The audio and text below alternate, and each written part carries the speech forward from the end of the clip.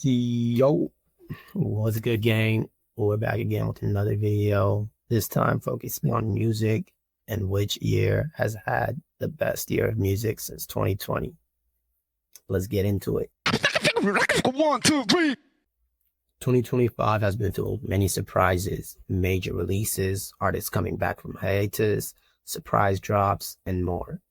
Could 2025 be the best year of music this new decade? We'll be looking at several factors to decide this. Firstly, how many classics are in that year? Secondly, how well every genre was doing that year? Thirdly, inventiveness, new talents, genre, influence, etc. Mostly focusing on the four major categories, that being pop, rap, R&B, and alternative. I understand classics is a subjective term, so I will treat it as so, in respect to that genre and also how that fan base rates it, or what I've collected from their understanding. For the record, I do believe in instant classics. It does not always take time for an album to fall into that category. Starting off with the year of 2020, the spark of Plug underground scene. If you were a fan of Plug, this year was made for you. Of course, Plug was already a thing years prior to this, but a lot of new and old talents coming out and making magic work. This year brings a total of 4 classics for me, one being Future Nostalgia by Dua Lipa, 2, Map of Soul, 7 by BTS, 3, After Me by Sofego, and 4, Top by NBA Youngboy. Outside of that, I think there's a lot that cut close and can be considered cult classics for their respective genres or fan bases, such as Whole Lotta Red, After Hours, Is Veront, or The New Abnormal, and more. Rap made this year what it was. Other genres were pretty quiet, and with COVID hitting hard, it changed plans for most, thus impacting the quantity of new talents. In terms of influence, there's Whole Lotta Red, which is easily the most influential album this whole decade till this date. Although I was an original supporter and defender of the album, I wouldn't say it's a classic, with the influence bit factored in. It's another one of those close calls. Going on to 2021, the TikTok boom. This was the equivalent of the SoundCloud era boom, except even more ubiquitous, with TikTok racing to become one of the biggest platforms in terms of activity and many people building careers and life-changing paths.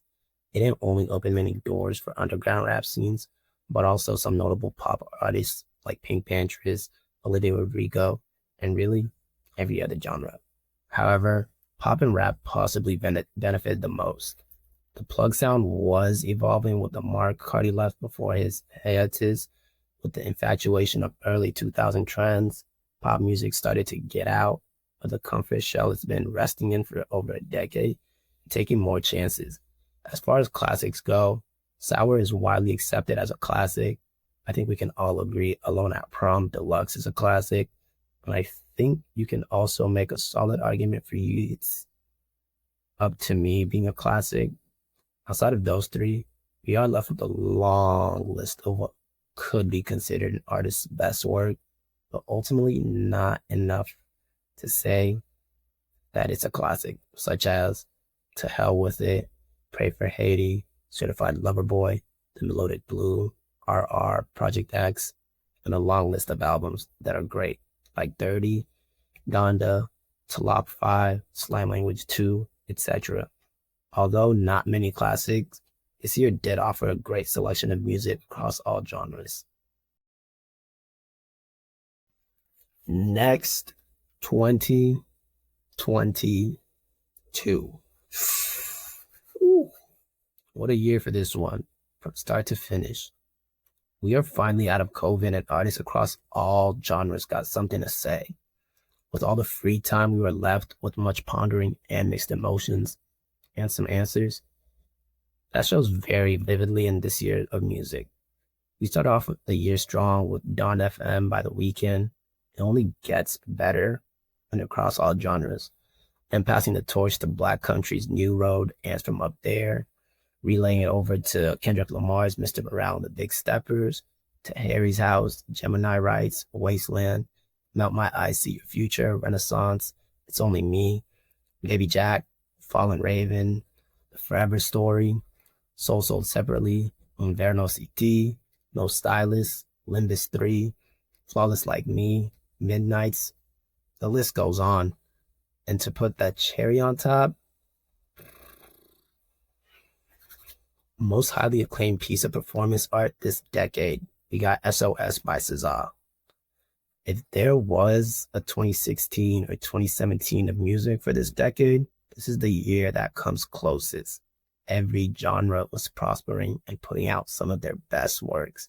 In terms of classics, I would say SOS clearly, Hands From Up There, Harry's House, Inverno CT, No Stylist, and Wasteland. I think there's a lot of close cutters here. I defended Mr. Morale originally on release. That's one of a few others, close cutters like Gemini Rights, DS Forever, Flawless Like Me, Renaissance, Fallen Raven, and well, pretty much anything off that list I mentioned earlier. 2023. The year a whole lot of red influence finally took place. On initial release, a lot of people didn't like this album, and it was because they didn't understand it. 2022, some were picking up on it little by little, but 2023, people finally understood it. Dark Plug isn't the only strong side of this year, but it was the start of something bigger later on. This year brought many surprises, with Lil Yachty starting us strong with Let's Start Here. Then we had Scaring the Hoes, highly acclaimed work in the alternative rap genre, long-awaited Pink Tape, highly anticipated Utopia by Travis Scott, and amazing works like A Great Chaos. With pop holding some great names like Desire, I Want to Turn Into You, Fountain Baby, Chappelle's, Rise and Fall, Endless Summer Vacation, with many more. And then R&B and all artists coming back to play. Daniel Caesar's Never Enough, Since I Had a Lover, I Left My Heart in Ladaria, Lahai, Raven, and more. This was the year I had started ranking music officially on TikTok late into the year.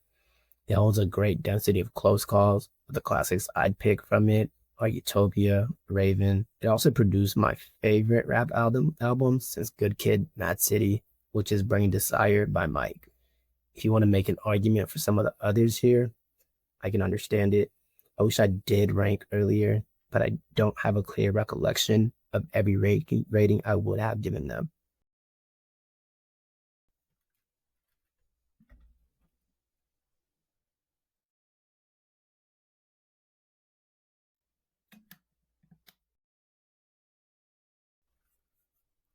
"2024, I started ranking and running through albums like an addict, and really starting putting number scores to albums instead of just tearing tracks.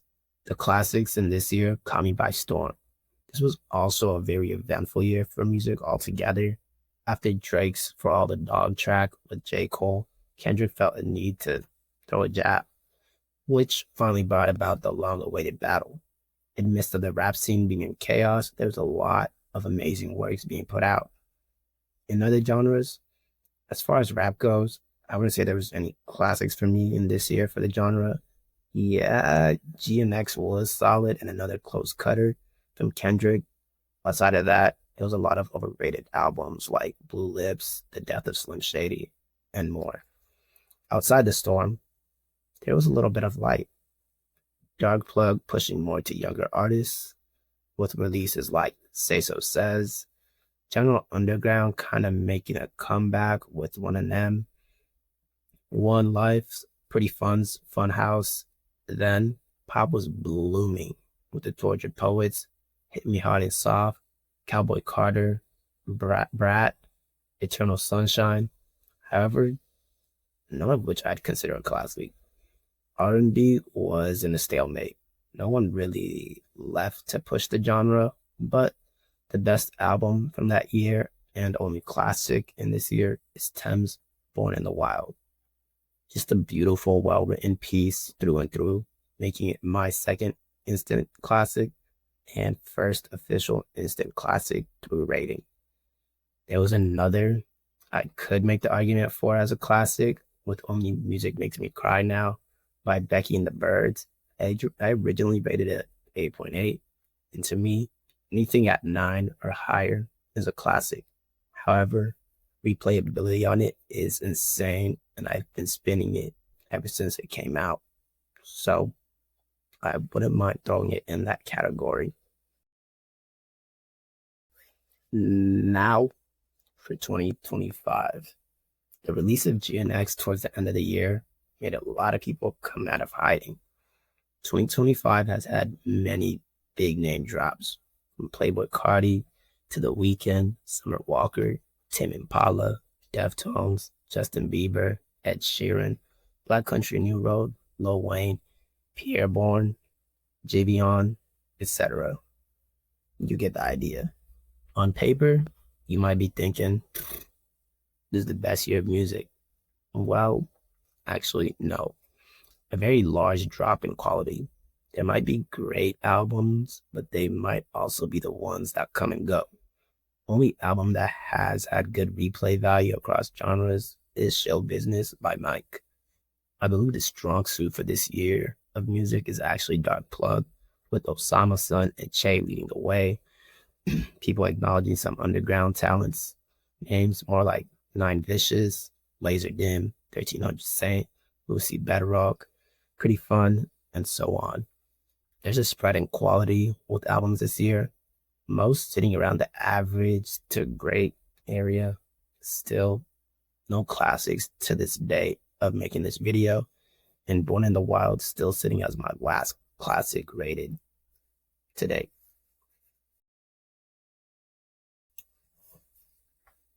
In conclusion, I think 2022 has the best year of music by a long shot.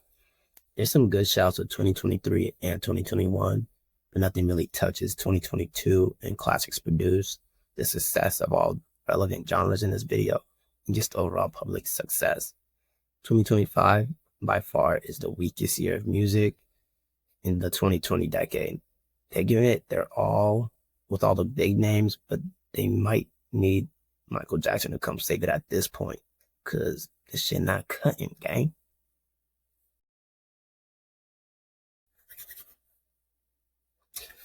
And that wraps it up for this video.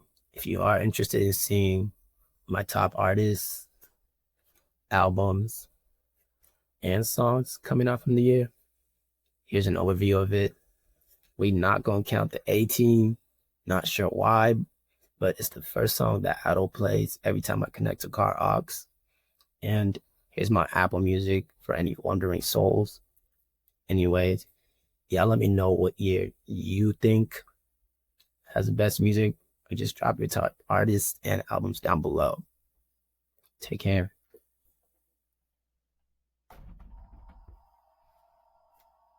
Bank is open.